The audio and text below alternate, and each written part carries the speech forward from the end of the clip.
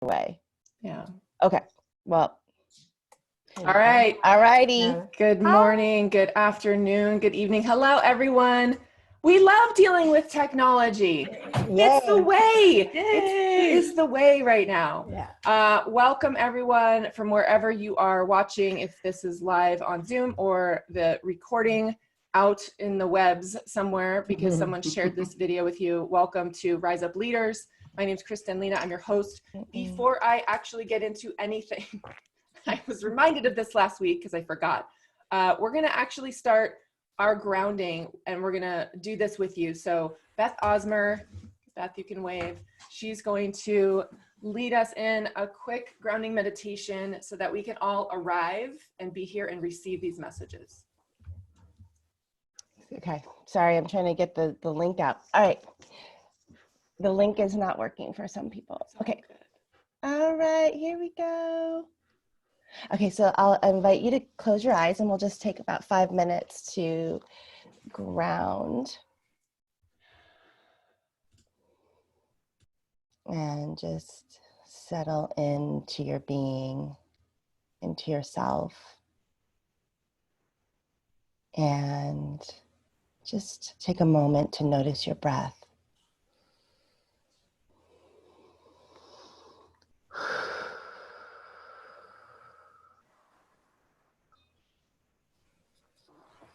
And just feeling your breath as it moves in and feeling your breath as it moves out.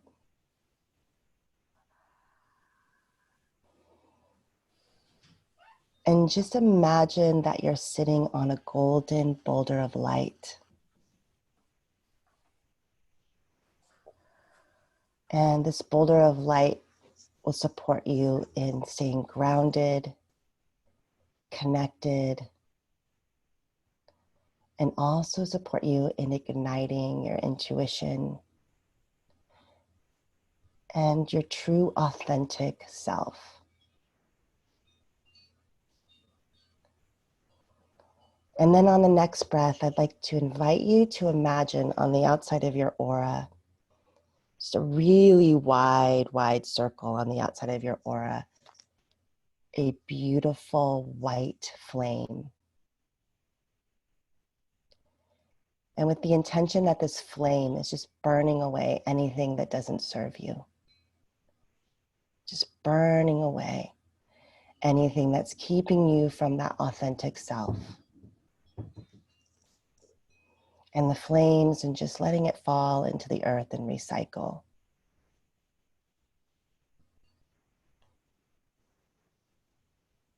And then just widening your circle outside of your aura. On the outside of the flame is this beautiful pink. This beautiful pink color. It's gently soothing, creating a beautiful warm feeling around your being as the flame is burning, continuing to just take away anything that's not working, not serving you, keeping you from your authentic self.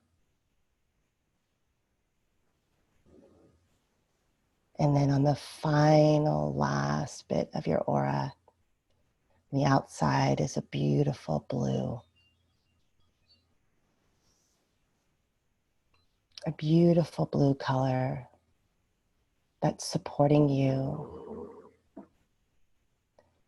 in radiating out love, light, and joy.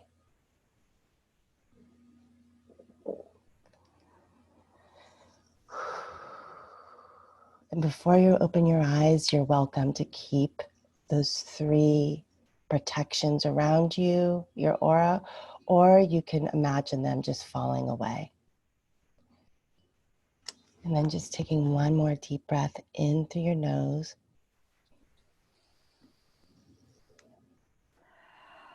And then releasing it all out, your breath. And then when you're ready, opening up your eyes. Thank you. Thank you. You're welcome. I so appreciate that. Okay, let's get started. Thank you, Beth. I'm going to go around my circle. Yes, Lisa is in the middle. Isn't that so funny?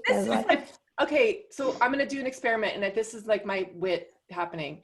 Okay, Tina Paulus Kraus, you're going to look down like this. No, down into your corner, into the corner. No, Like the other this. corner. Yeah, the other Like corner. this. Carla, do exactly. Just turn your head to the other side. We're doing Brady Bunch right now. Tiffany Hauser, you're gonna look over and up. Yes. Okay, that's good. Crystal Jackson, you're gonna look down into this corner. Yep. Nope. Yes. Oh my gosh, you're looking right at her. Everyone watching, just tell me if this is not tripping you out. Wendy McKenna, you're gonna look straight this way. She's right next to you. Wendy Paquette, you're gonna look up into that corner. Yes. And then Beth, you're looking up like this. And then I'm looking down. We're all looking at you. Please, someone take a screenshot. If you are watching this, someone please take a screenshot. Okay, I had to do that. Thank you so much. Wait, I'm taking a screenshot. Oh, you can't take a screenshot. You're looking. Okay, No, ready? I can. I totally can. Okay, 1, 2, 3. Beth, look up. Yeah. Okay, I'll post it afterwards. That's so funny. It was just too perfect. It was just too perfect. Yeah, no, we're good. Someone got it. I trust that someone got it. Thank you. That was that was hilarious. all around. Thank you so much for being here. I'm going to introduce Lisa in a minute. I'm going to go around my circle. Tina Paulus Kraus. Hi, everyone. I'm Tina Paulus Kraus. I am a leadership and team transformation speaker, trainer, and coach. Thank you. Crystal Jackson. Hi, my name's Crystal Jackson. I'm a leader. I'm just going to say that. Awesome. Wendy McKenna. Hi, I'm Wendy McKenna. I'm a leader too and a family transformation coach. Awesome. Wendy Paquette. Hi, I'm Wendy Paquette. I am also a leader and the host of Crossroads to Awakening. Oh, I love it. Beth Osmer. Mute. You're muted. Unmute, honey. Hi, I'm Beth Osmer, and I'm also a leader, and I'm a spiritual empowerment coach.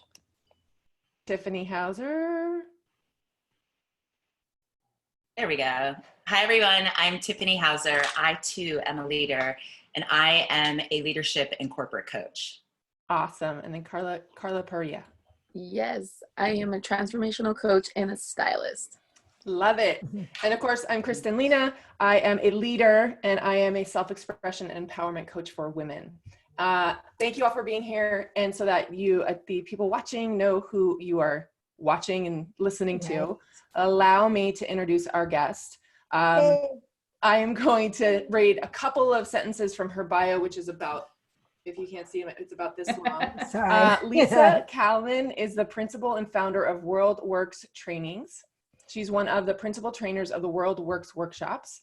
She's been developing and leading transformational workshops for 33 years. It's profound. She has coached and trained over 25,000, not 2,500, 25,000 students in leadership practices, communication skills, and creating breakthrough results. And I'm going to allow her to dive into more of this, but in 2019, she published her book, The Problem is How You See the Problem. Yeah. And I know we're going to talk about that. The Absolutely. Secret to Transforming Your Life, which is available on Amazon.com. Lisa, thank you so much for being here and contributing your wisdom to this conversation. Oh my gosh. Thank you guys. Let me just say, to be in this panel of such badass women and badass leaders is such an honor. You know, I also train for hardcore leadership, which is one of my great joys. So I want to make sure to give a big old thank you to you guys and your community. Thank you. So, Thank you good so morning. much. Thank you. So the conversations over the last few weeks, really, this came out of the kind of peak happenings in, at least in the US. It was obviously peaking in other parts of the world when things really started to shut down. And we've been talking about really just messages of empowerment and hope and love and light. And I would love for you to give us a little bit of background. How did you get into transformation? Why did you get into transformation? And then I want to talk about this book, because I think, the book is so rich for this conversation. Thank you. I appreciate that. Yeah. My background before transformation was I have a degree in radio, TV, film. Thought I was going to go into communications, and then ended up and got my MBA from University of Texas. And out of that, I was in the financial services industry. I was an investment manager for a large Fortune 500 company. And someone I worked with did transformational work, did the trainings that you and I all know. And it transformed my life. And so I kept working in the financial industry for probably a year and a half or so. But it became very clear to me that I didn't have a vision, my vision had me. And so I got to surrender into what was next for me, which was, doing transformational work. My dogs are in and out of my office. They seem to want to be in both places. So, so throughout the last 33 years, I've, I paid my dues. I started working for a transformational company and doing coaching and then finally started training and have become a transformational trainer. And I've also have World Works trainings, and then Lynn Sheridan and I, which all of you know as another badass trainer, have a company called Inspire Coaching where we do lots of different things as well as corporate leadership trainings. So I think I have, in my more, let me just say, my more surrendered moments, followed what was right in front of me, and it's been the right steps. It's been the right steps to become who I've become and to transform myself and a lot of other people. And if I've trained 25,000 people, I've had 25,000 of my own trainings to learn. So yeah, yes. And I don't know about all of you, but who's been in a room with Lisa. There we go. Yep, it's everyone. And it is powerful work. Yeah. And it's the reason why we're all connected to each other. Yes. One of the main reasons why we're all connected to each other. Yeah. So if you would, like, and here's how this is going to go. We're going to ask questions. Like, questions are going to go wherever they're going to go. My question is, in the times that we're in the environment that we're in, the climate that we're in, with what's occurring on the planet, what's your take on it? Let me just start there. Like, give me your wisdom. Yeah, thank you. Let me start with the sort of personal opportunity that we have.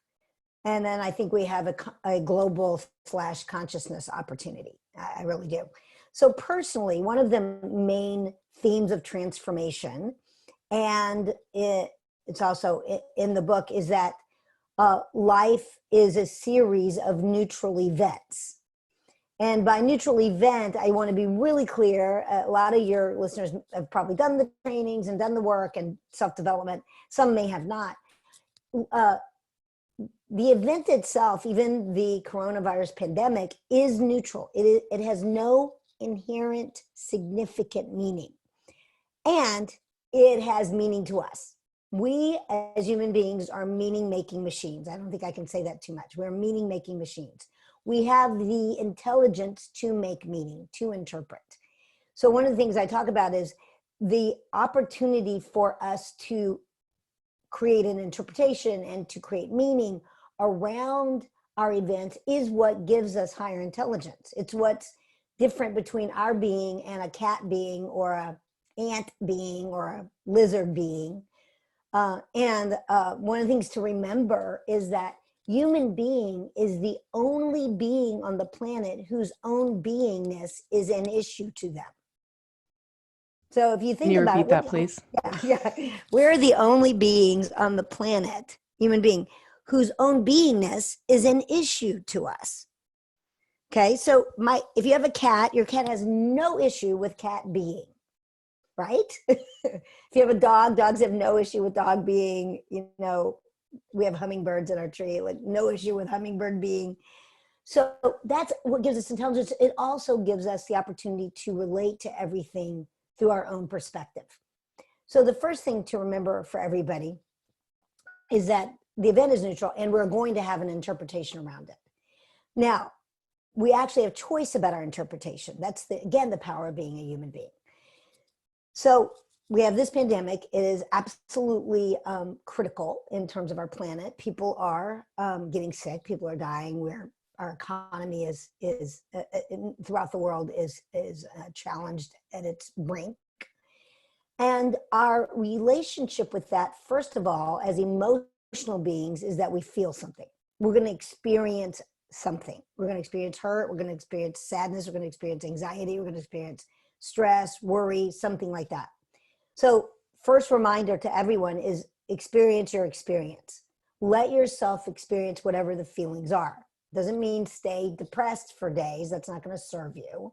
But it does mean if you're feeling sad, if you're feeling hurt, you're feeling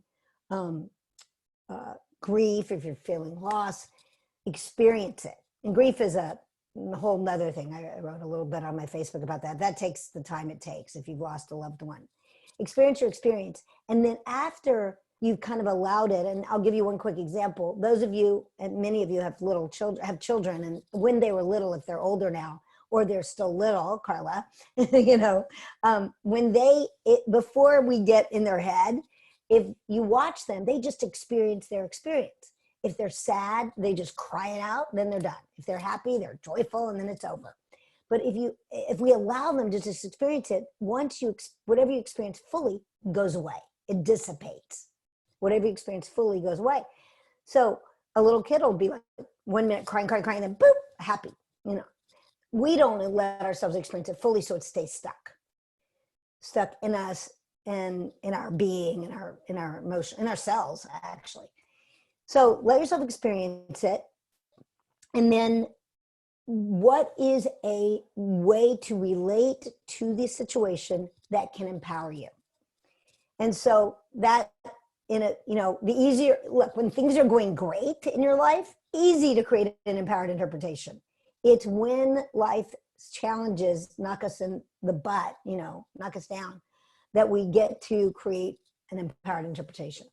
So, and there's been many things about this, on Facebook and blogs, and, anywhere from we're coming together to time with our family to the incredible creative juices that have been flowing in all of you and all the people around us, the amount of giving and information and service that's been present and available for us, all the way to, China's pollution clearing up and the dolphins swimming in where were they swimming? Somewhere they hadn't been swimming before.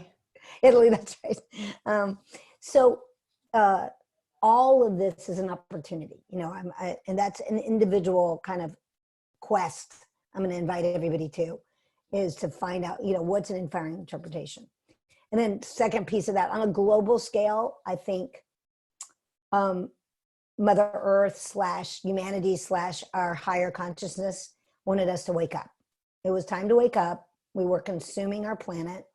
We were in a doing accomplishment sort of hamster wheel.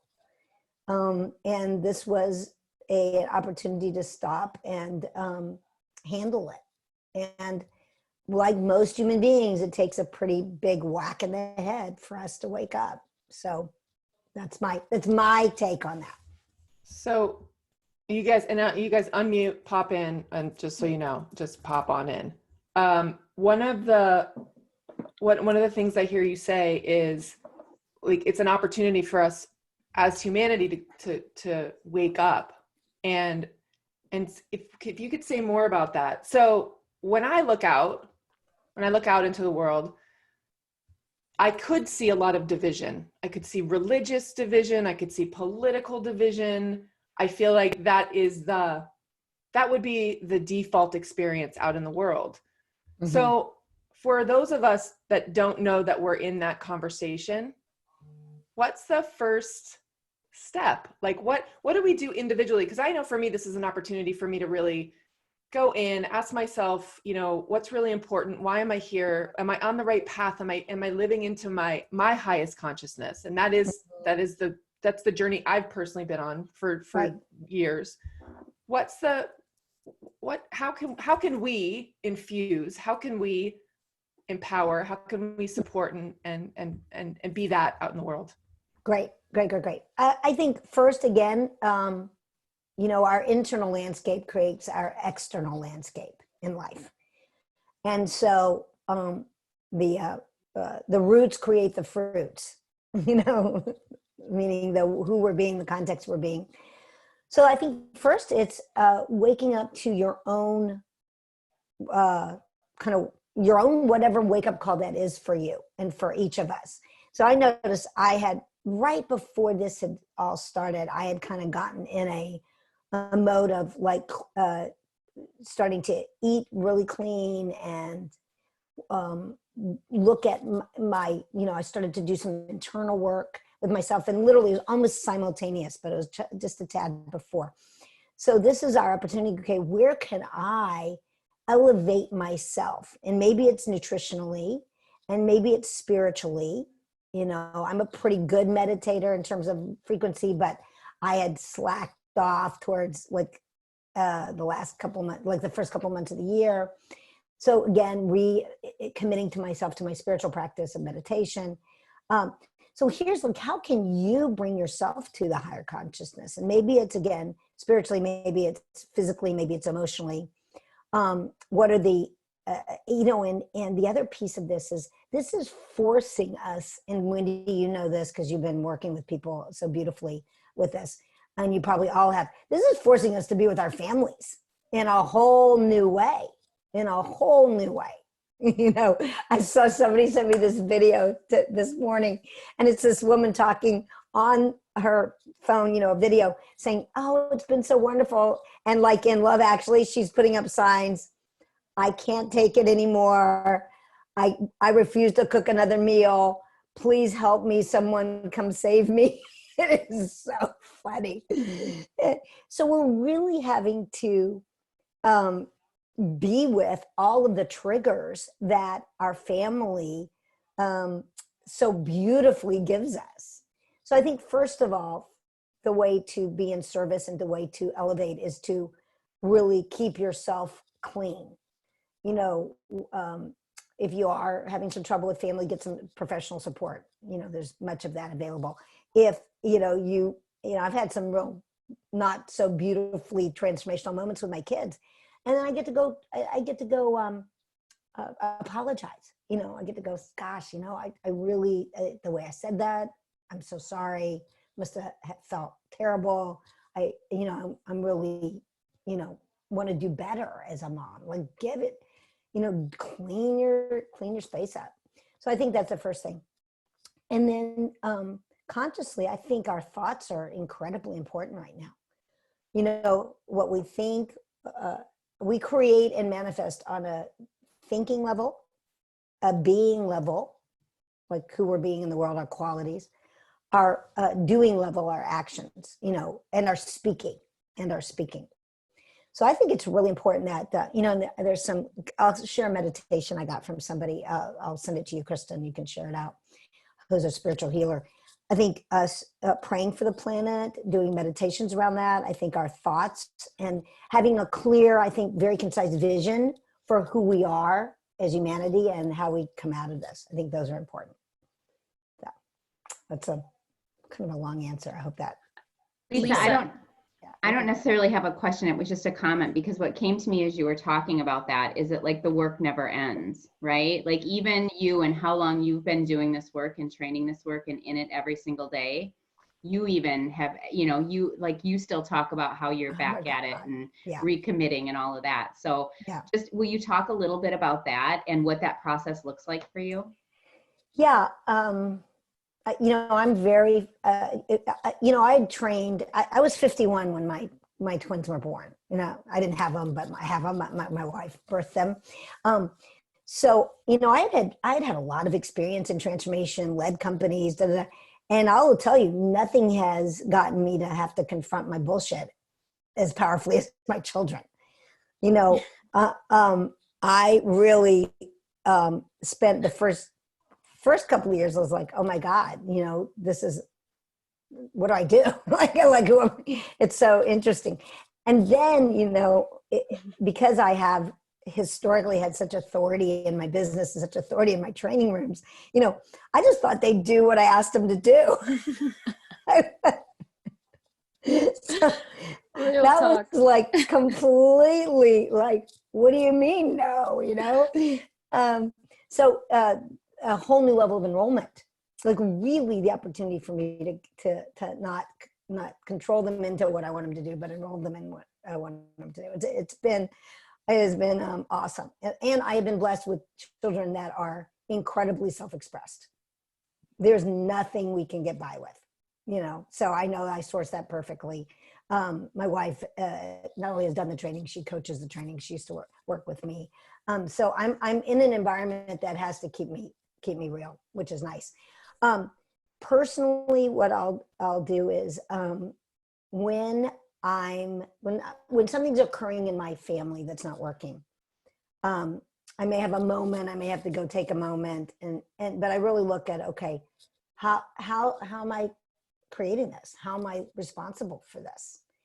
And I think when we're in our best, we're willing to hear each other's experiences or feelings and then be responsible for it. Now, it certainly happens a little more consistently with my spouse and I than with the kids, but they're really good at experiencing their experience, I'll say that. So, but it's living the principles. Let me say one thing about family right now.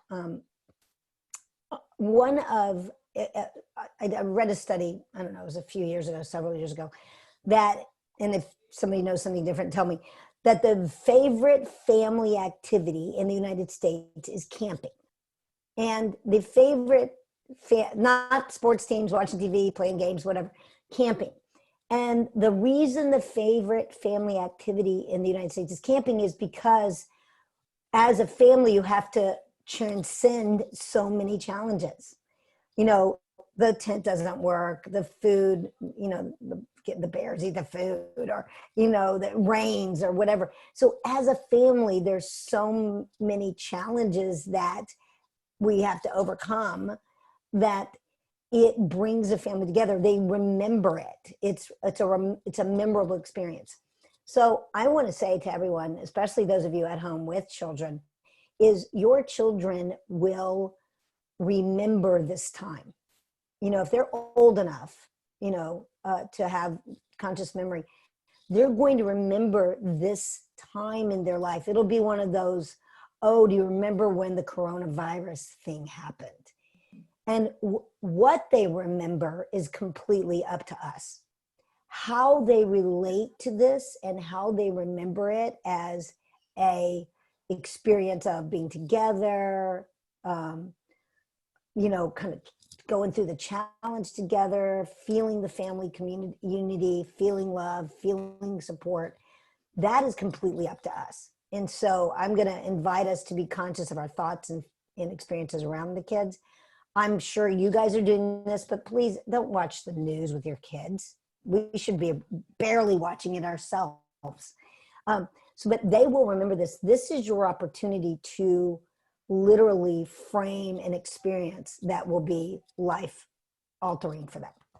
So, Lisa, thank you for bringing this up, and thank you for sharing that you still have breakdowns with your kids. That's really nice for all of us to hear, because we see you in the light of yes, exactly. But I want to bring that up and bring that back up, because I think that's really important. Because as a parent, at least my experience of being a kid was my parents were always right and I was always wrong. Yeah. And so for every parent and for us as adults to inspire our kids to self-express, to be humble enough to look within and go, what is that about me that's triggering me right now? Like, what a blessing. I mean, when you talk about transformation, everybody's joking over here on the side. It really is with kids. Yeah. And looking within going, okay, why is that triggering me? And how do I get to bring my family together? Yeah. Absolutely. Absolutely. Yeah. One of the things I talk about in the book is when you are triggered, meaning reactive, frustrated, pissed off, upset, whatever version you take. We all have our different ways to experience that. The first step to transformation is notice, be aware. When at least this is my experience as a trainer and my experience with myself. When before I knew to be aware, before I was awake, I would just collapse that reaction to my interpretation and then make it real. I'd be like, okay, I'd be upset about something and I'd be upset and then I'd be right about it. So, but we didn't know the difference.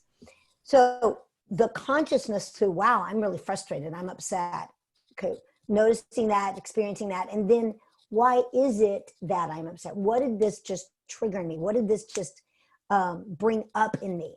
All upset is an unmet need. All upset, some upset you or your children or anybody in your life is having, all upset is some unmet need, usually from our childhood, usually, as we talk about in the trainings, from 0 to 8. It's just a recurring wound that isn't handled, you know, and they're kind of never handled, but we transcend them through transformation. So notice the trigger, notice where it's coming from, and then in experiencing, then choose a different possibility, or acknowledge it. You know, acknowledge it. Go, you know what? When you just said that, I experience. Oh, I'm getting a bunch of messages from Ash and Chanda. That's so cute. That when you notice it, then where's it from? What happened? You know, oh God, this is when my dad was so critical. You know, my husband just said, you know, honey, blah, blah, blah. And he was just talking. And I went right to my dad when he used to, my A's were never enough. They needed to be an A+, or whatever happened in your childhood. So that's again, the rigor of self-awareness. Takes that. So somebody asked a question on the chat. The chat's going by so fast. I'm like, ah. So if there's a question on the chat you want to ask me, guys, let me know. Yeah, we'll manage the chat for you. Okay, good. We'll ask you. Yeah, Lisa, I love that you sourced not one child, but two.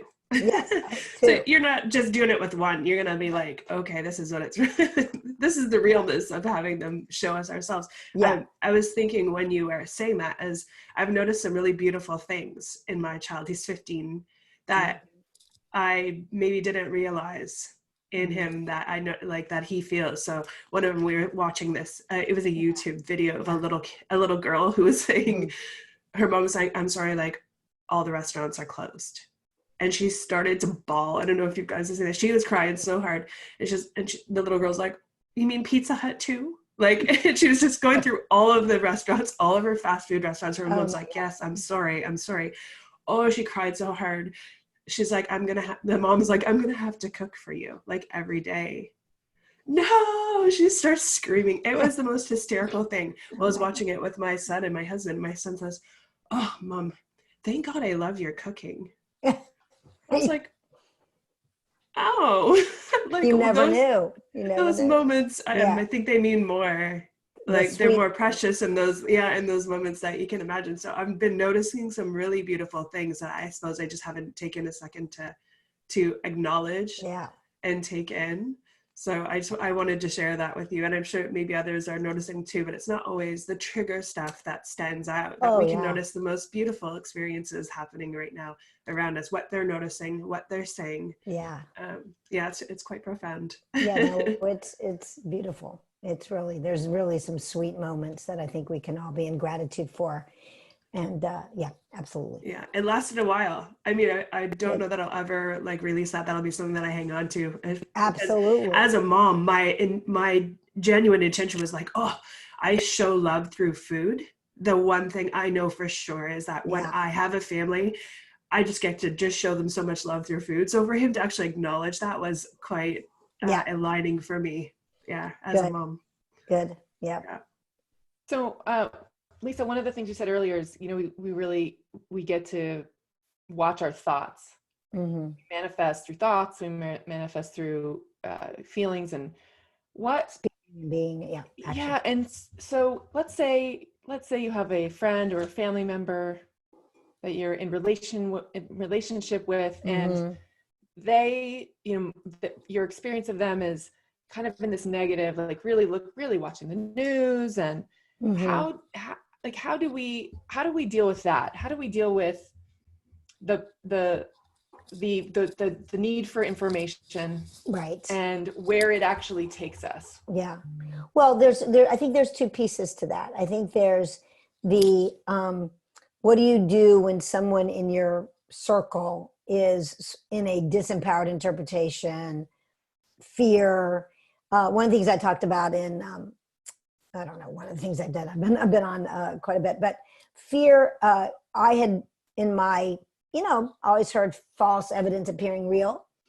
And I watched a webinar with actually Jack Canfield, who's a great transformational trainer and coach. And I don't know where he got it, but he talked about fear being fantasized experiences appearing real. And the power of that is the fantasized experience is the imagination of the negative thing that's going to happen. The projection of the negative experience that I might be having or someone might be having appearing real. And remember that your brain and your mind does not know the difference between what is real and what is imagined. And so if we imagine negative things, whether it's, economics, physical, whatever, our mind, our amygdala, that the reptile brain is going to go into flight or fight. It's going to, and then all the all the hormones that are not good for you. You guys know all that stuff. But basically it suppresses your immune system, et cetera, and then brings that to you. So if you've got somebody, so watch out for ourselves. Like every one of us has gone to fear, stress, or anxiety in the last month at some point, really shifting out of that. And one way to shift out of it is gratitude and responsibility. Because I talk about blame and guilt and resentment and fear are the monsters of mediocrity, bring us into mediocrity. But the habits of happiness, I call, oh my God, look at your little bunny, Crystal. The habits of happiness are gratitude and responsibility. So when I'm in gratitude, the experience of gratitude, not the doingness of gratitude, the experience of gratitude, and I'm being responsible, at least for my own interpretation, I cannot be in fear and resentment and all that stuff. Now, if you have somebody in your life that is constantly there, then you have a couple of choices.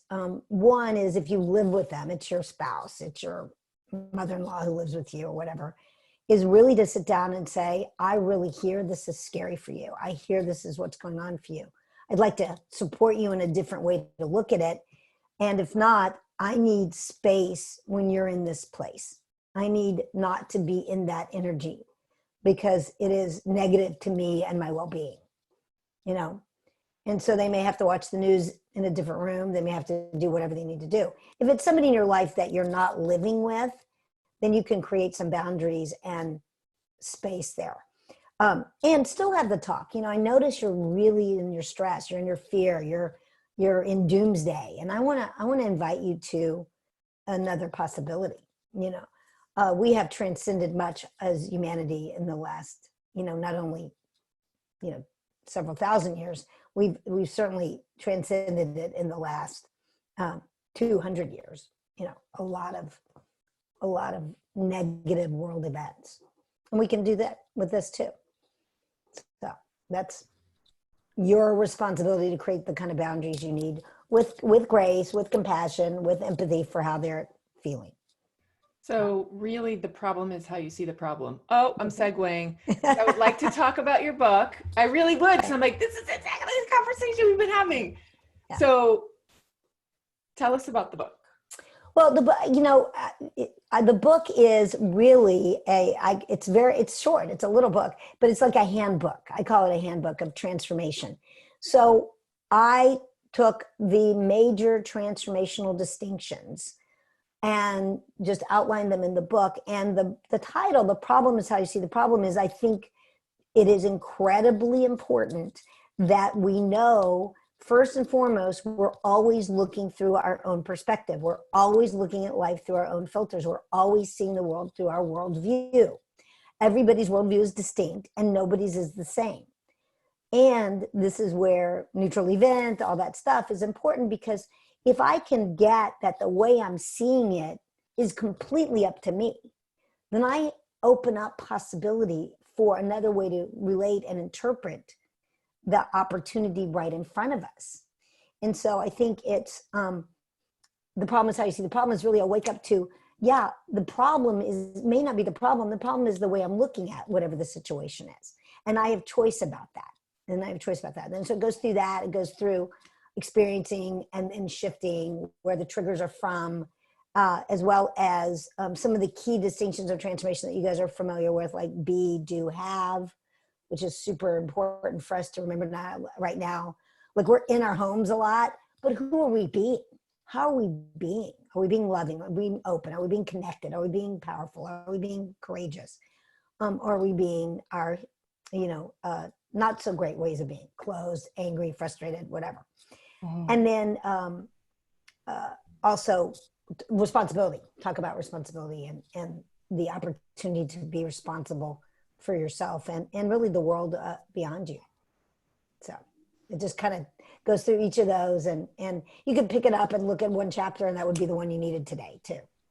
It's that kind of book. Lisa, thank you so much.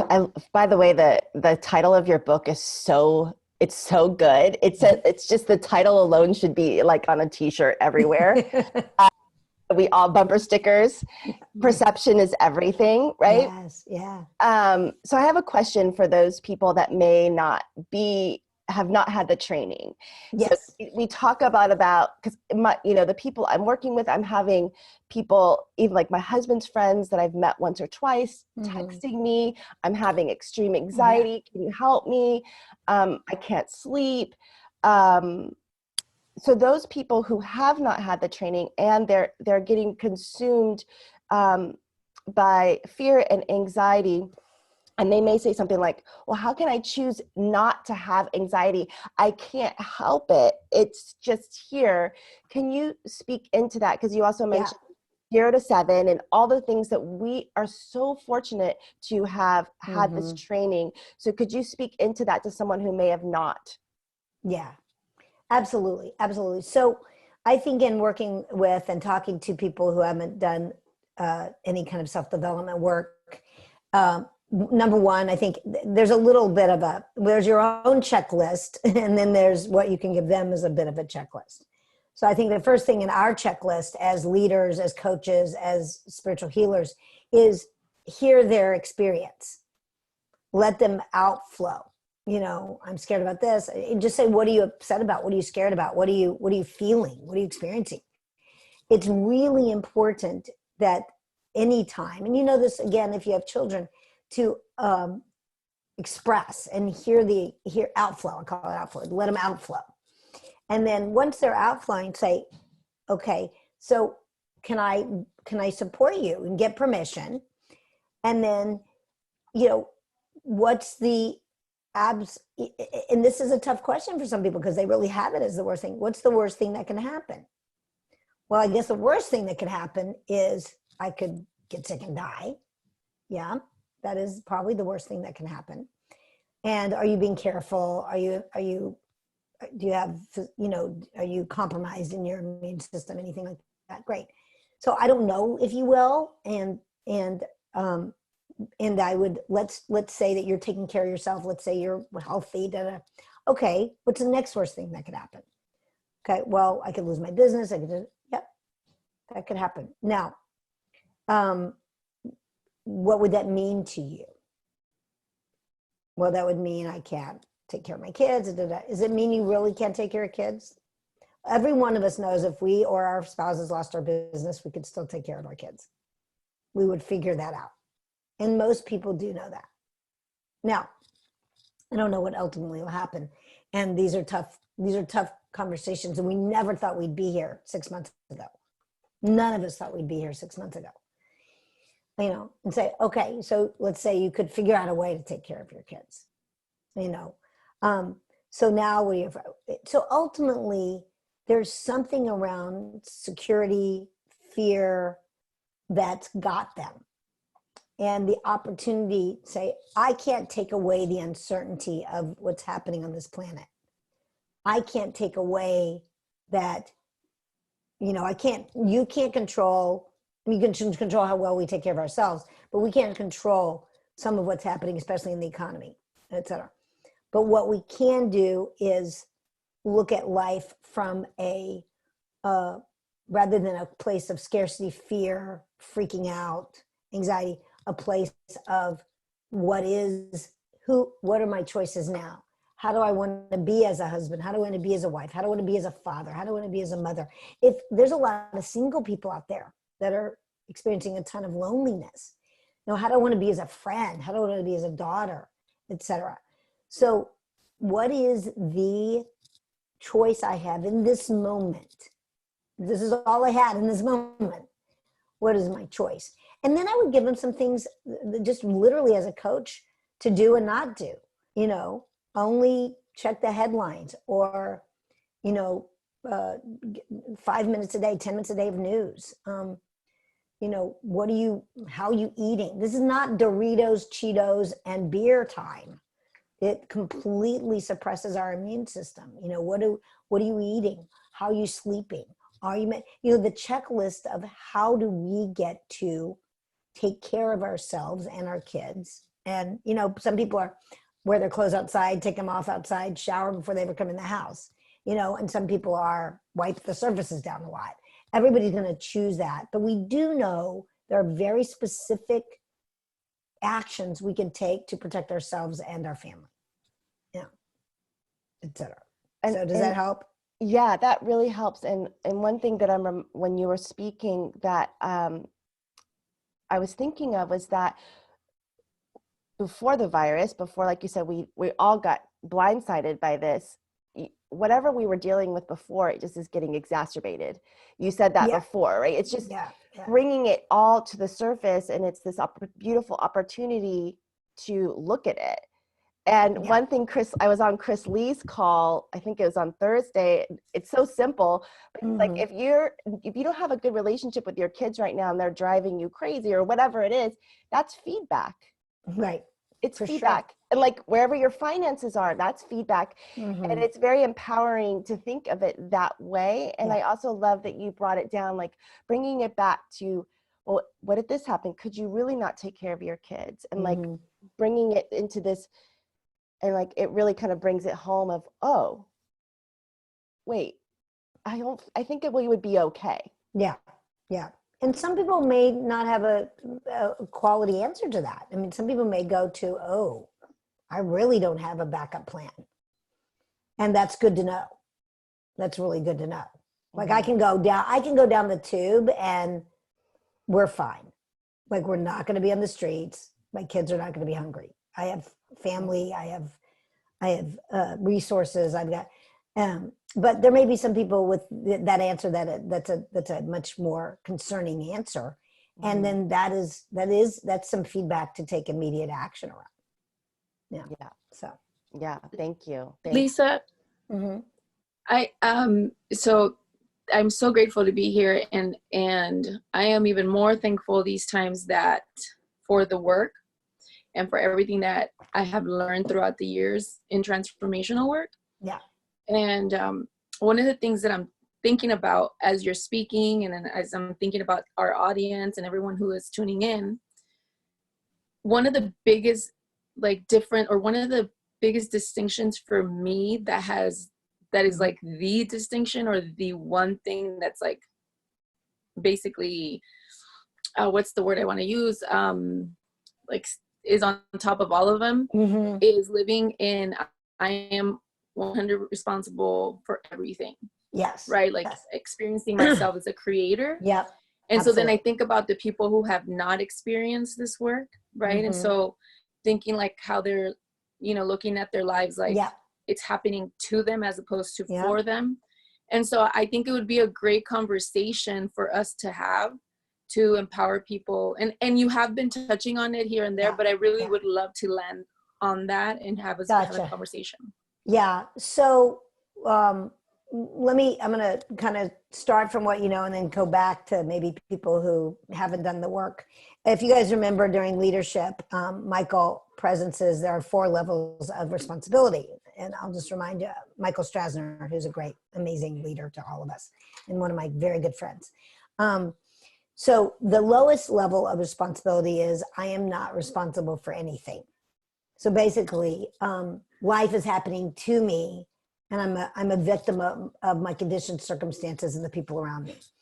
So, if I'm not responsible for anything and I'm in that victim context, and victim isn't just like I'm a crybaby. Victim is my boss did it to me, my wife did it to me, complainers too, you know. Complaining is, I saw this the other day in a book, or last month, like complaining is something you think should be different or better that you're not willing to shift. You're not committed enough to actually have it be different. So you just complain about it. Okay. So lowest level, I'm not responsible for everything, but that leaves the person powerless. That leaves them in, I don't have a vote, I don't have choice, I don't have a way to make this different. It's a really disempowering energy. Second level of responsibility that a lot of the world you hear talk about this is, I take responsibility. I take responsibility. And that is, not only do you, like, you can't take it off the shelf, it's not in the grocery store, but it's, if I take responsibility for something, I'm always talking about the past. So I didn't, I didn't meet you for lunch on time. I take responsibility for that. It's already happened. So that's more what I call accountable conversation, to account for one's actions. Accountable is to account for one's actions. So it's always past oriented. Now, is it better than being a victim for everything? Yes, but it tends to go to guilt or, shame. It'll tend to go there. Third level is where really possibility opens up. I am responsible. So that is, I am responsible for my own interpretations, my own relationship. I'm responsible for what I create in my life. Like, all of a sudden, I have influence over what is occurring around me. Okay, so that brings it into, yeah, I can make something happen. And I've got myself to go out there and make it happen. I've got that power. And then what you're talking about is level 4, which is, I am responsible for everything. Now, this is difficult because if somebody goes, well, how am I responsible for the coronavirus? Well, somehow we are living on a planet with consciousness, and we generate, I don't know exactly, there's might be a scientific answer, I don't even know. But if I'm willing to be responsible for everything, this is where you can create influence, impact, make a difference for everybody around you. Now, here's the key. When you're talking to somebody about being fully responsible, most people immediately collapse it. If they haven't done transformational work, they immediately collapse it with guilt, blame, fault, shame. Okay. So, well, if I created the coronavirus, I'm killing people and da-da-da. No. It's, who was I being in the matter that this ended up being the effect or the result? So anytime we go to guilt or blame, fault, shame, it's not responsibility. It's just another way to beat ourselves up. And the other place people go with responsibility is duty, burden, and obligation. Well, I'm responsible for that. Like, if I'm not careful, I get into that with the financial responsibility to take care of my family, my home, my kids' school, all of that. And if I get into burden and duty, then I get heavy and frustrated and stressed out. So if you're talking to somebody who is in that victim context, one of the things to talk about is, well, so you feel like somebody did this to you, or the world did this to you, or whatever, Trump did this to you, whoever it is, you watch out, or the Democrats, whichever side you're on. Anyway, what is your experience around that? What is your experience? So asking them how they feel when they feel like they are victimized by someone or something, and it's probably sad, hurt, angry, frustrated. Okay. Is that an experience that is good for you? Does it empower you? Does it help you? No. Okay. So let's imagine for a moment that even though these are the events, you could relate to it another way. You could look at it another way. I think if you can get people to separate the event from their interpretation, and then what's another way you could see it? You may still be, and then their feelings, you gotta hear their feelings. What's possible? Because then you bring in choice. Once you bring in choice, you have power to choose. Once you have power to choose, you can choose responsibility. You can choose to be, because who's the chooser? Who's the chooser?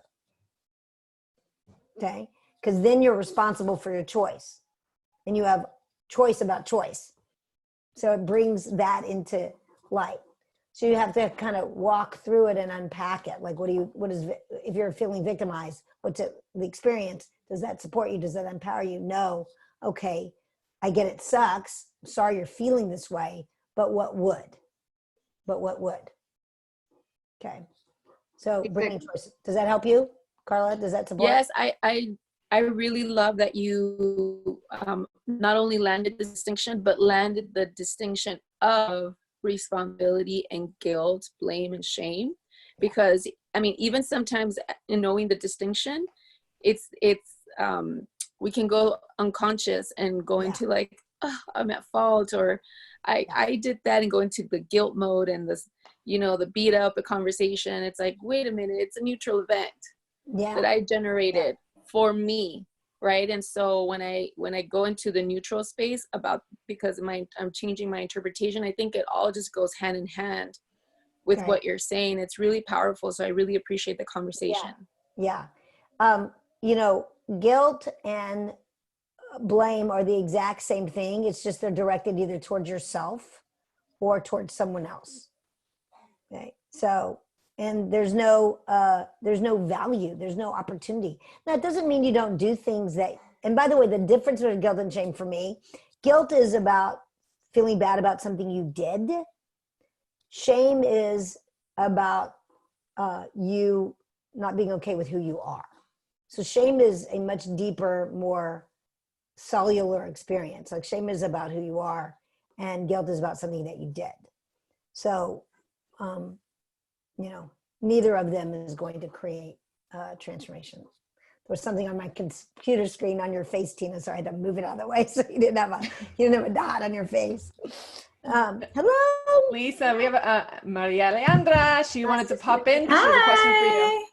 Hi, Lisa. So I couldn't join earlier because I have my little one. I love the talk about the kids, as I had Skylar running around me. Yes, of course. For the past hour. Yeah. And one of the things, first appreciating all of you, this has been absolutely incredible. The other day, Lisa, you shared on your Facebook these 5 questions that we can ask ourselves to really bring us into. Yeah. I even shared them in one of my emails to my email list. I'm going to bring them up. I don't know if you remember. Good. I mean, do you have them? Because I don't have them closed. You've shared so much stuff. So let me see. They were so incredible. But basically, they were meant to bring us into a space of very clear, it was like a guidance of, who do you get to be? How do you get to show up? Yeah. And I just wanted to bring them up because it's a great, easy checkpoint for anybody who is feeling that space of fear and anxiety. I love the conversation as well about how we respond to others in our life that may be in that space. And your recommendation, obviously, to first look within ourselves to like, okay, well, who am I being in this moment? Not reactive and not sort of like, well, why are you behaving this way? I'm going to look it up. We can keep talking and then I'll look pop them in the chat. I'll pop them in the chat because I thought they were really great to just jot them down and ask ourselves anytime we're caught in one of those moments of like constriction to just go through that mental checklist of boom, boom, boom, boom, maybe even keep them on the fridge somewhere. And every time you hit a bump in the road, I'd also love to talk about, see mi amor, he's showing me a heart. I'd also love to talk about coupling. I think a lot has been said about how we're, individually responding to it with our kids, but what happens with our partners? It's a Ford's heart. Oh my God, it's beautiful. Right? Qué lindo. Beautiful. So just talking about partnership, because my husband and I have been talking a lot about that. We co-host a podcast. how we couple together during this time where so many partners are finding themselves together 24/7. It's a whole new level of teamwork, partnership, breakdowns, breakthroughs. That's just going to blow everybody's minds. And if we navigate it properly, it can be a huge space for growth for both partners. Yeah, I think everybody is navigating that, and it's really an opportunity.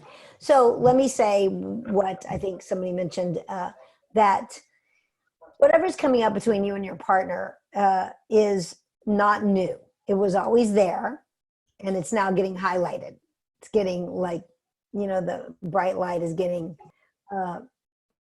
complete. It's getting illuminated. Let me say it that way. So that's awesome, because you get to work through.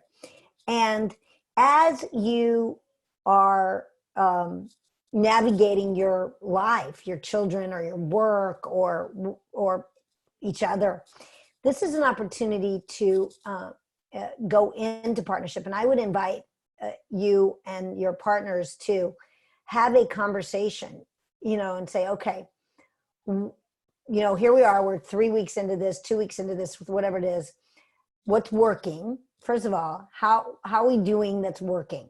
What are the ways we're being? What are the actions we're taking that are supporting each other? What's working? What's not working? Let's highlight the things that when we get, what's not working. And then there's a term we've used in transformation over the years.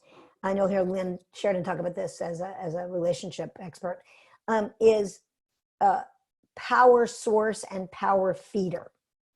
So the word power, when you're the power source, so let's say that you've got a webinar. Kristen's got her thing going on right now. And, it's morning, the kids are getting up, it's breakfast time. And if you have the luxury of a partner, spouse, et cetera, then it's, honey, I've got this thing I'm on Pacific time. It's 8 to 9:45 this morning. So I set up that we've got the kids covered. I'm in here. My wife's, handling breakfast, which she usually does anyway, but sometimes she'll do something and I'll get to do it. But I'm the power source right now. Your spouse is the power feeder if you've got something going on. Now, then let's say that your husband or partner has a opportunity like on a big work conference call, and it's different. Well, they need you then to handle stuff then. So you're the power feeder. You are empowering that. So right now, where we had this chunk of time where somebody went to work maybe, or the kids are at school maybe, and everybody could do their thing. Now you've actually got to navigate and set it up. And then Brene Brown just did this brilliant podcast. Brene Brown is, as you know, daring greatly, all her TED Talks, Rising Strong. So she did this great podcast that was about not only that, but also if you walk, if you're at home and you're like, you've been going, and you're like, honey, I'm at 50%. That's all I got in my tank. Then your husband or spouse says, okay, great, I got the other 50, we're good, we're covered. Or, I'm at 20, and then your partner says, well, I'm only at 40. Well, that leaves a gap of, that's 60, that leaves a gap of 40. So they have what they call a family gap plan, where they get the family together and go, okay, how do we get to work with each other? And they have some particular ways that they support with a family gap plan. They talk to their children about it. So it's not that they're not 100% responsible. It just means, here's what I've got left in my tank. What do you have left in your tank? Let's make sure we get everything covered. So it's a way to empower working together in that way. And I don't remember the name, but it's a very recent podcast she did. And she also talks a lot about empathy and not to compare your suffering. I thought this was brilliant. She talks about, look, if you have a house and kids and everything's right, and somebody has just lost their business, or somebody's family is sick and maybe dying from the virus, don't compare your suffering as if it's not allowable for you to suffer. Your suffering you're having empathy for yourself and others doesn't mean that you have to my life's not as bad as theirs, so I shouldn't at all feel my my own stuff. Experience your experience. Definitely have empathy for other people. And she talks about empathy being focusing out. Yeah, thank you. I just had to pop in here really quick. Can you all imagine, like, for those of you watching, listening, what we would be able to transform if this occurred in every marriage, in every partnership, in every relationship on the planet? Like, when you think about source and responsibility and what you're creating, that's it right there. And the ripple effect, there's a ripple effect no matter what we do. And when we're conscious of what we're emitting, it's powerful. To change the planet. Yeah. Well, Completely and think change the about, planet. and what it would do for your modeling that for your children. Yeah. So, but yeah. Well, what if you brought that into every relationship? You know, how do I empower you now in terms of whether it's your business or your family and extended family? Good stuff. Yeah. I love that you brought this up. These, like, a couple of things that you brought up when the power source is, because I can feel like really guilty leaving my home to go do things and like do work. So that really supported me. And right now, my husband, he works for Sony PlayStation live events. He's a producer. He does all live events. So obviously he's not doing any of that right now. However, so he's doing, and I'm working more than I have probably ever. And he's doing all the cooking, all the cleaning, taking care of our daughter. And it's just been this interesting shift, and it's working. It's really, really working. I mean, we have our moments, of course, but that power source has allowed me to say, okay, it feels like it's balanced, and it's really supported me, because I can feel guilty about stuff like that. And then another thing you said, which I found was very key, because I've heard a lot of my clients say this, and a lot of people, well, I shouldn't feel so bad about this because other people have it worse. Yeah. And it's like you rob yourself of your feelings, and it's almost like taking, in a way. Like it's like you don't even know what other people are experiencing. You get to like experience what you're experiencing and heal, because we need you right now to be at your full capacity, not hiding and stuffing and compare. We just don't even know. So I love that you brought that up. Yeah, absolutely. And there is space in all of us to experience whatever we get to experience, and have empathy for ourselves and other people. It's not in scarcity. It's not limited. There's plenty of available love, compassion, and empathy right now, and will always be. Good. Yeah, I love that. Beth, thank you for presencing that. And Lisa, thank you so much for all of the wisdom you're sharing. It's so good to see you too. Yeah, you too. I'm sorry we weren't in the training room together. I was like, oh man, I'm so ready. Like, yes. It's coming. It's coming. So I love that piece about comparing, the situation. And, I love even how we're all presencing the fact that we've done the work, and there might be some people watching now and watching later who have not done the work. So really offering up the distinctions there. Because for me, in my space, it's been I've had the comparison of, wow, I have these tools, I've had these experiences that, if few years ago, if the coronavirus had arrived, I might not be where I am right now, consciously. Yes. And so, and I love that piece because of, what you shared about how to engage with somebody who might be experiencing their grief, their guilt, their resentment, and that piece of asking, can I support you? Because that's a step I sometimes skip. And, because I'm like, I have all these tools and resources, and, and people, just like Beth said, like the business people are coming in, whether it's for business or just because they know, support, right? Yeah, we hold space, and just knowing that, and I love the reminder of just that permission piece, because even that level 4 responsibility, I mean, I think we can all agree when we first heard it, we were like, whoa, I'm responsible for everything. That leaning into, allowing people to experience their experience, meet them and stay exactly where they are, and allowing that to be okay, regardless of what tools and experiences I have, that to stay right there with them. And, you know, that kind of speaks to the coupling and the parenting as well. Yeah. Yeah. I think it's important that we always ask permission, because even though we know we can support, et cetera, just remember people are in different places. You know, one of the things to remember about the adults in your life, you wouldn't be mad at your child if, as a 4-year-old, you said, can you go to the 7-Eleven to buy the milk? You hand them the car keys and he or she can't do it. You wouldn't be upset, because they aren't developed to the level they can go drive the car.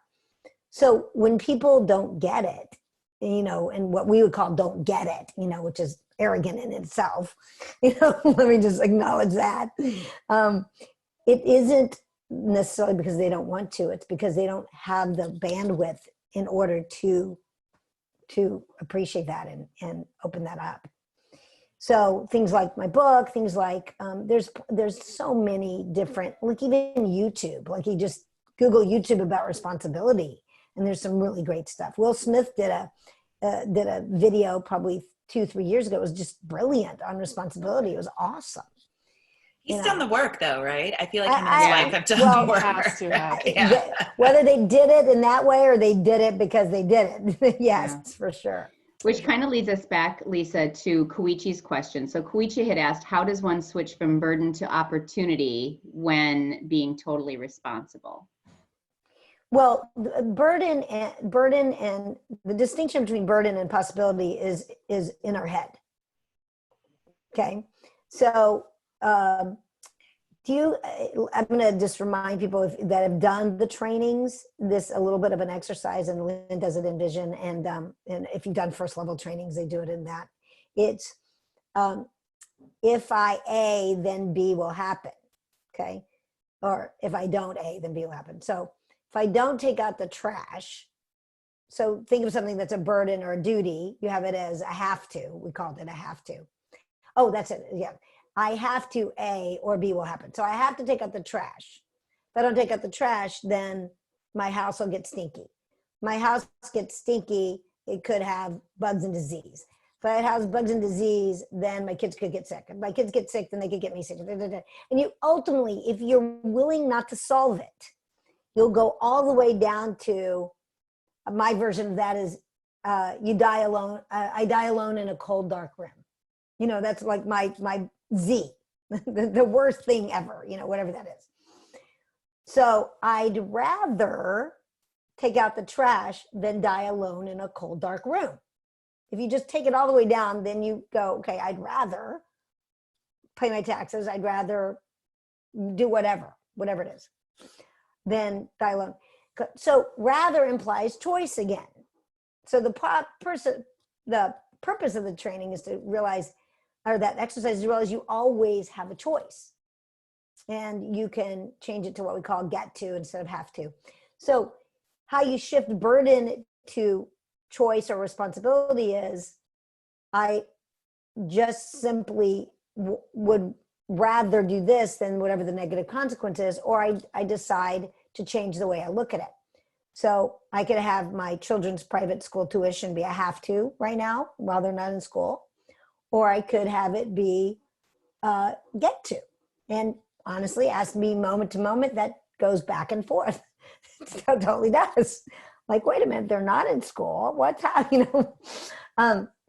And I am completely enrolled in their education. They go to a Waldorf school, and it totally works for our family. So it's about shifting the way I relate to it. And sometimes you have to get yourself to, well, why do I have it as a have to, and how would I need to be to get it to a get to? And there's always, because you always have choice. You always have choice. Okay. Koichi had another question. Yeah, it's just a consequence of either. You know, there's always a consequence. Let me say it that way. Koichi's other question was, where can we learn more about power source and having the conversation with our spouse? Well, that's a good question. I don't know if it's written anywhere. And Lynn Sheridan's been doing some stuff on couples and partnerships. So look up her Facebook and see what's available there. But it's very simple. Let me just reframe it. So always when you're in partnership, there's some things you do together, that's to say, but when it comes to your stuff you need to get done, or it comes to your way you're bringing value into the world. Okay. So if that's your thing, then you're the power source and your spouse gets to be the power feeder. Okay. So, for example, I'm the one that does the coaching and the training and all that stuff, but my wife just finished a teacher training for yoga. So she's been actually teaching yoga online over the last couple of weeks. So now I get to be power feeder for her because that's an important piece for her to bring value into the world. So I get to take the boys out of the house. I get to walk the dog. I get to handle that so that she's got that space. So it's a simple conversation with your spouse about where do you need me to feed into you and to support you? And where do I need you to feed into me and support that? So it's really that simple. And then map it out. So when things are not in the coronavirus, when I travel, obviously for trainings, then again, my wife handles all the home stuff. When she goes to a family reunion, and if we don't go, then I handle it. It's always happening. It's actually naming it. Okay. And if you're not getting support in an important place, then make the request. Let me say this because I think it's a very powerful conversation. Promises and requests move life forward. Promises and requests move life forward. So promises to give your word, okay, I'll do this, or I'll do that, or I'll be this, or I'll be that. Requests are really tricky.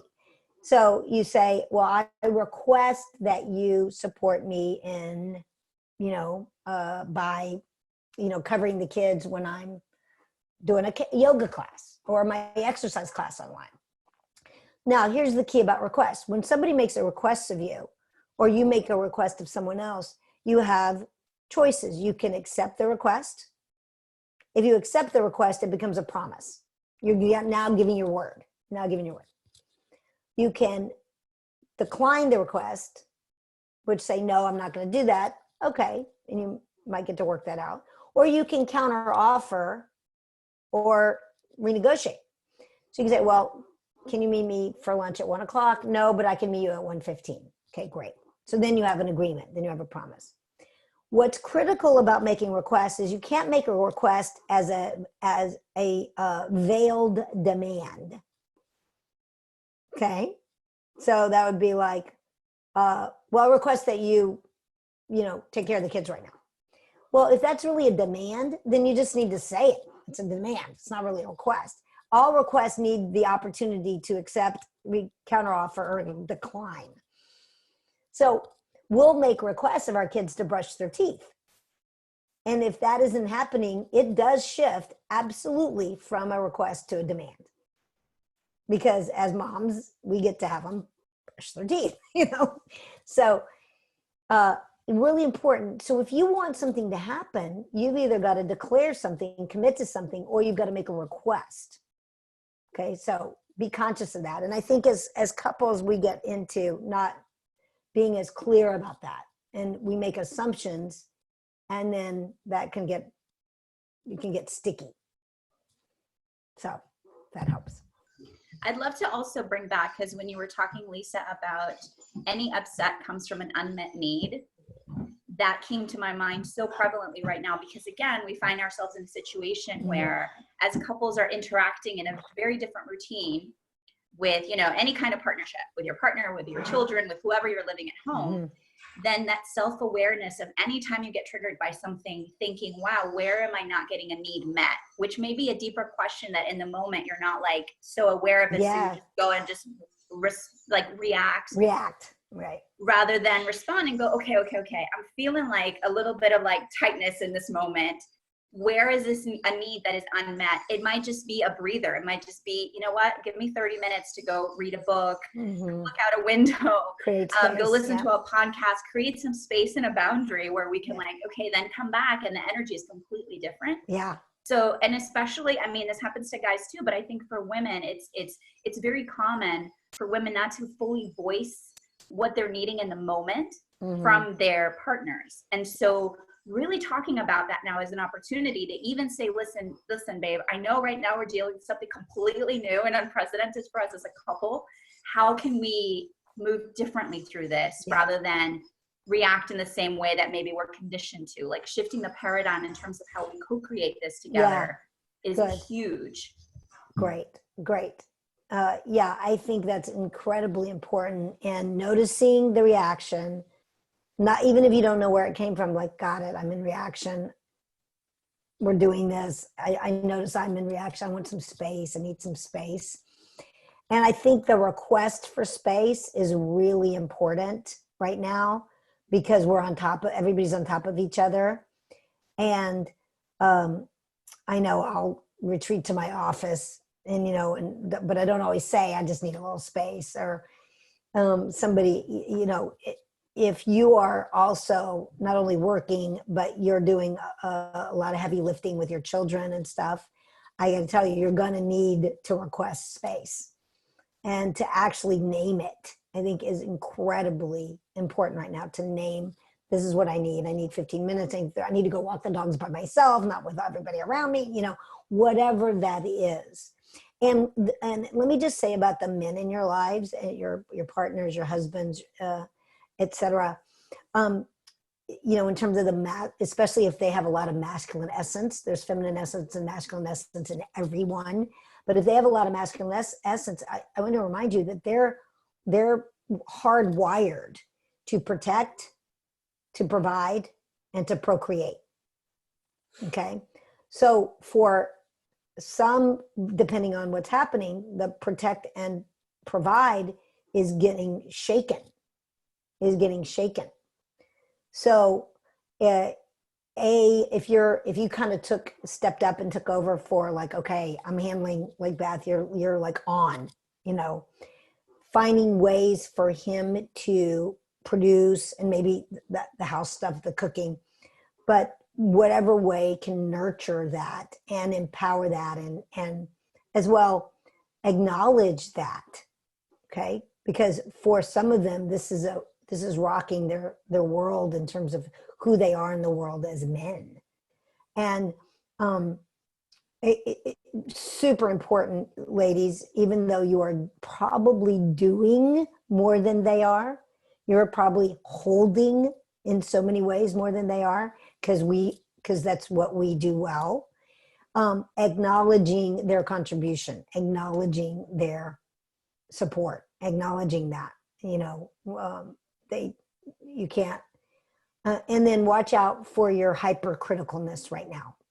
This is not your time to turn into hypercritical bitch about the, counters not being as clean as you want, or the toilet seat down. Wait, so many smiles right now across pretty much everyone who's coupled. Maybe not Carla. Carla looks like she's like, I got it. Me, I'm like, oh crap, she's speaking right to me. Right. Well, Carla, your feminine essence is so expansive that I'm not surprised you're not in that space. No comment. Just kidding. I receive. So I just wanted to remind people who are watching, if you have any questions for Lisa, panelists, pop your questions in. For those of you watching and listening, pop your questions into the comments. I have loved this conversation. Lisa, if there was anything that you wanted to leave us with, this collective, yes, what would it be?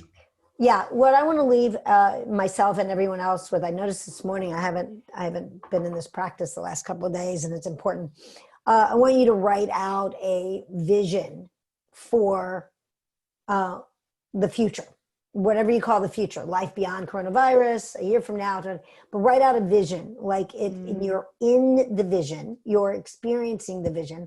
Who are you being? What have you learned? Add into the vision. What have you learned from this crisis that has made you stronger, made you more open, effective, transformed.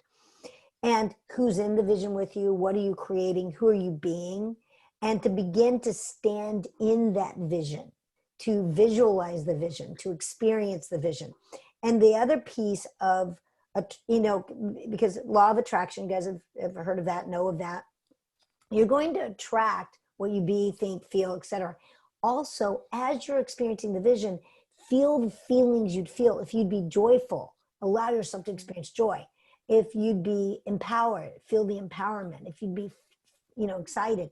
So the higher your emotional experience is, the more vibrationally you bring it to you, So who are you committed to being on the other side of this? And what's the contribution you'll make to yourself, the world, and each other, and to live in that and really start to visualize that and bring that to be, practice it.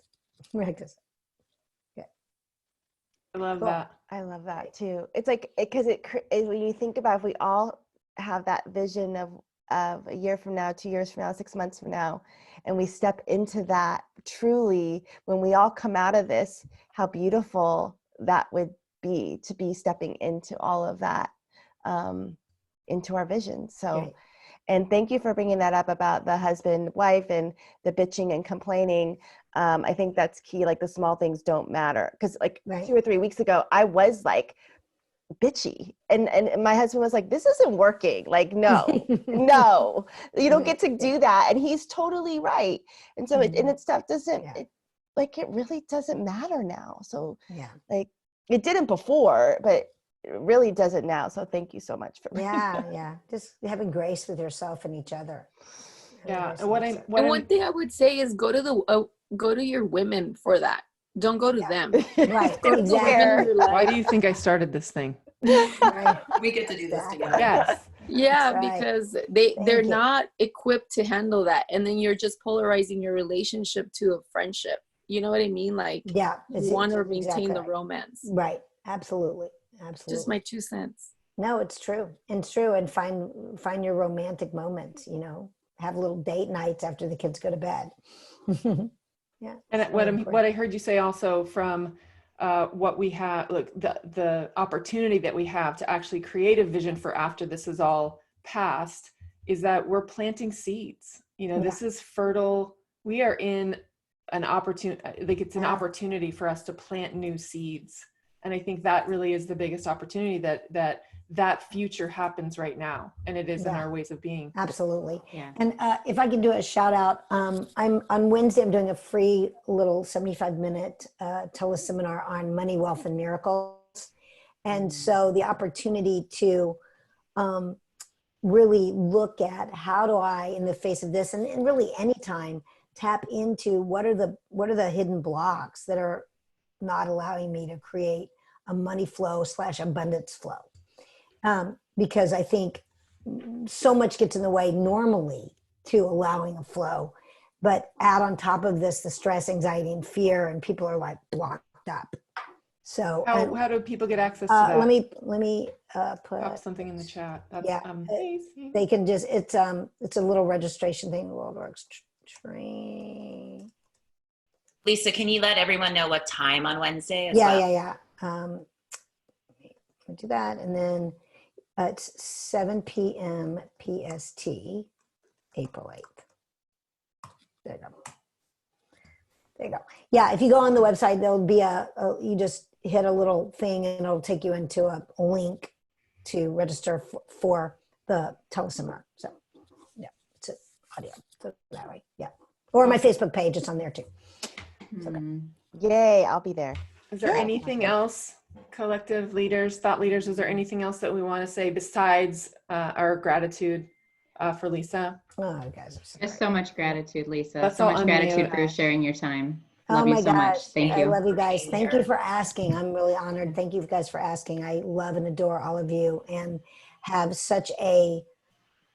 I feel so blessed to be in an environment and that such powerful women and men, but especially as women, I think you said Gaia was suffering, but we're holding Gaia, we're holding Mother Earth right now. And I think we've known that it is critically important for women to step up and rise up as leaders and to stand as the holders of our vision and future. And I think you guys are doing this beautifully. So Kristen, thank you. And thank you guys all. I love you so much. Thank you Thank so you, much. Lisa. Thank you. Great. Thank you. Thank you, Lisa. Love you. You want to say hi? Here's a woman. Thank you. Hi, Samantha. Future leaders. Future Thank leaders, you guys yeah. so much. I love you all. And Right. the recording, I'll get you the recording and we'll put it up so people can watch. So thank you, thank you, thank you. Mwah. Thank you. Love you Bye, guys. everyone. Love you all. Love you. Bye, Lisa. Bye, Thank you. guys. Bye, everyone. Thanks, everyone. Lisa. Tell them what you did. Bye. Show them what you did. That's right. What you So I did. just I leave. don't want to tell them what I did. I took a bite of an apple and put it back. Samantha does not let you get away with No. nothing. No. I love that. All right. Bye, guys. Love you. Bye. Bye. Thanks, Lisa. You're welcome. Thank you.